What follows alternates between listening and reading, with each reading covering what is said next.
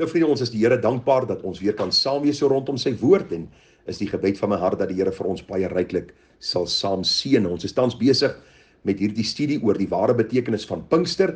Ek glo daar is al soveel geleer uit hierdie reeks en die gebed van my hart is dat die Here ook ons geestelike oë sal open om die wonders uit sy wet raak te sien. Ek het die aanhaling gelees wat my so getref het. Daar staan, there is never any peace for those who resist God. Daar is geen vrede vir hulle wat God teëstaan nie. Hoe kan ons God teëstaan? Deur ons lewe, deur ons optrede, deur ons gesindheid, deur ons volharding in sonde. En ek vertrou vanmôre dat u daardie man, vrou, seun en dogter sal wees wat sal stil staan en sê, Here, help my my eie hart te ondersoek en seker te maak dat ek u nie weerstaan in my lewe nie, maar dat ek vrede met God het deur Jesus Christus in die kragvolle werking van die Heilige Gees. Nou, ons is tans besig met hierdie studie oor die Heilige Gees en ons het al so baie geleer, vriende. Baie dankie vir elkeen se terugvoering wat kom oor hierdie oordenkings. En ons dank die Here ook vir dit wat u kan leer. En as daar enige vrae is u welkom om te vra. Ek sal probeer beantwoord. En ons vertrou die Here dat ons nader aan hom sal kom deur die waarheid van sy woord. Ek het begin deur vir u te sê, ons het nodig om gewaarsku te word teen die verkeerde lering rondom die Heilige Gees. Verkeerde praktyke, dinge wat gedoen word in kerke onder die vaandel van die Heilige Gees en dat die Gees hom nou op hierdie manier aan ons openbaar. En ek het vir u gesê, dis valse dinge in kerke wat mense weglei van die waarheid van God se woord. Die Bybel sê die Heilige Gees is die Gees van waarheid. Hy sal ons lei in die volle waarheid. Hierdie waarheid is die woord wat die Gees self geïnspireer het. Hierdie woord getuig aangaande Christus. Daarom sal die Heilige Gees nie fokus of aandag op homself trek nie, maar hy sal die Here Jesus kom verhoog. Ek het vir u gesê dat die Heilige Gees berei ons voor vir die hemel. Elke kind van God ontvang die Heilige Gees in sy volheid by wedergeboorte en die Gees berei ons voor vir die heerlikheid van die hemel. Vir u gesê dat die Heilige Gees is die Parakletos, soos die Grieks vir ons het leer. Hy is die een wat langs aan ons, binne in ons, deel van ons lewe is. Hy kom woning maak in ons harte en dit was maar 'n beskrywing van twee soldate wat rug aan rug geveg het en ook hoe hulle mekaar dan in hierdie geveg beskerm het. En so kom die Heilige Gees en hy dra ons en bekragtig ons, want ons het nie krag vir die stryd teen die bose nie. Maar omdat God se Gees in ons woon, is hy die een wat ons bemoedig, versterk, waarsku, leer en lei in die waarheid, sodat ons meer as oorwinnaars kan wees. Nou ons het 'n bietjie gekyk na die verskillende name van die Heilige Gees, simbole.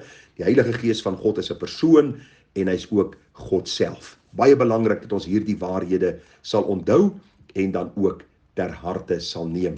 Nou vanmôre gaan ons bietjie stil staan by die gedagte van die rol, taak en doel van die Heilige Gees. Nou kom ek lees vir u wat staan in Johannes 16 vers 7 en 8. Daar staan maar, ek sê vir julle die waarheid. Dit is vir julle voordelig dat ek weggaan. Want as ek nie weggaan nie, sal die trooster nie na julle kom nie. Maar as ek weggaan, sal ek hom na julle stuur. En as hy kom, dis die Heilige Gees, sal hy, persoonlike voornaamwoord, sal hy die wêreld oortuig van sonde en van geregtigheid en van oordeel. So dis baie belangrik, die Heilige Gees sal kom om die wêreld te oortuig van sonde, geregtigheid en oordeel. Ons sal later sien hoe die Heilige Gees die kerk van Jesus lei in die waarheid. En ag vriende, hierdie was vir my 'n redelike ontstellende studie en tog aan die ander kant 'n geweldige bemoedigende studie. Want ons vind in kerke baie dinge wat geleer word oor die Heilige Gees en daar word vir ons gesê dat die Heilige Gees gaan sis en so doen.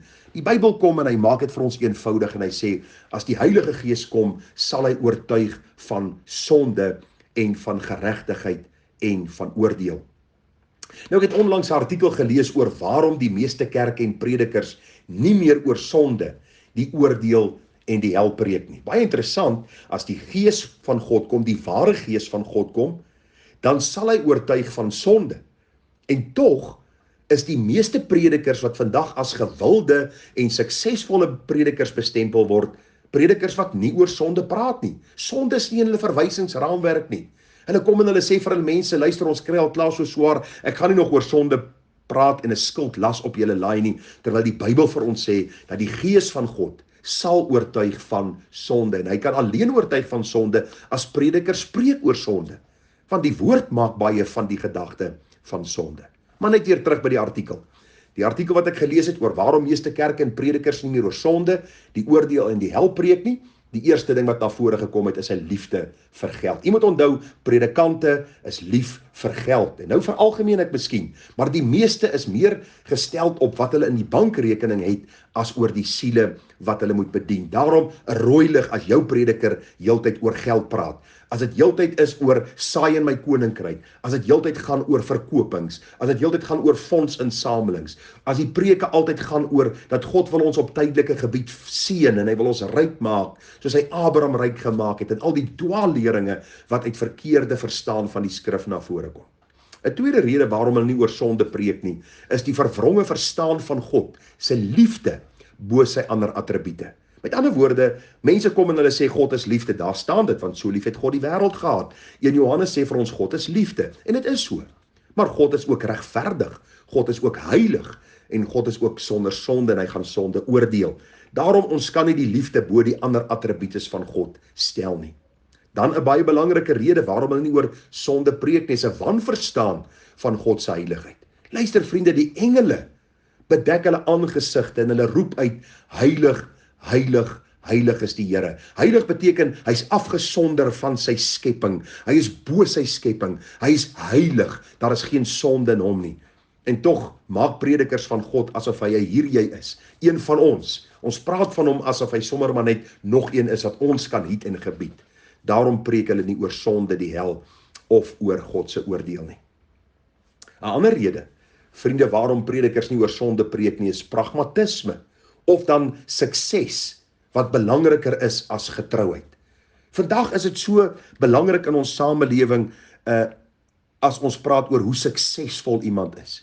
Daardie ou het hierdie groot huis by die see, en hy het hierdie kar, en hy het hierdie eiendom, en hy het hierdie werk, hy is suksesvol. Vriende, luister, iemand wat besittings het, is nie noodwendig suksesvol nie. Sy lewe kan uitmekaar val, sy kinders se lewens kan uitmekaar uitval. So, sukses kan 'n mens nie koppel aan wat jy het of besit nie.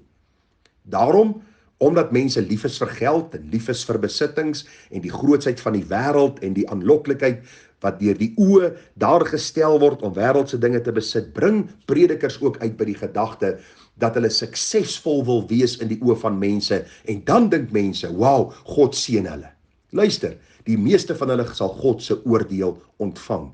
En ag, ons dink maar aan een van die predikers wat vandag geweldige gewildheid verwerf het. Dit is die man Joel Osteen. Hy is een van die grootste valse leraars van ons tyd.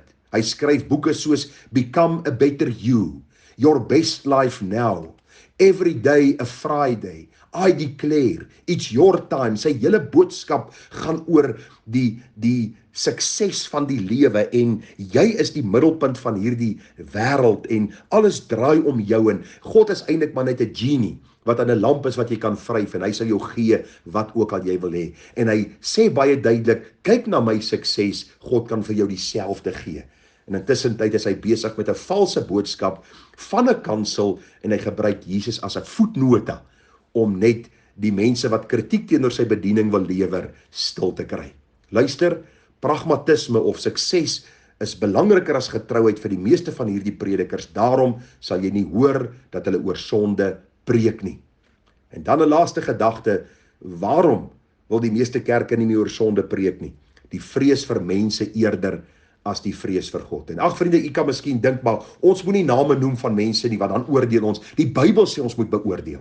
Die apostel Paulus het sekere name genoem toe hy geleef het, en hy die kerk gewaarsku teen hierdie mense. En daarom vriende, moet ons God eer, en ons moet hom vrees meer as vir mense. As iemand my gesin bedreig, of as iemand my ingedoen het, dan het ek nodig om ander te waarsku dat dieselfde nie met hulle gebeur nie. Dit sal liefdevol wees.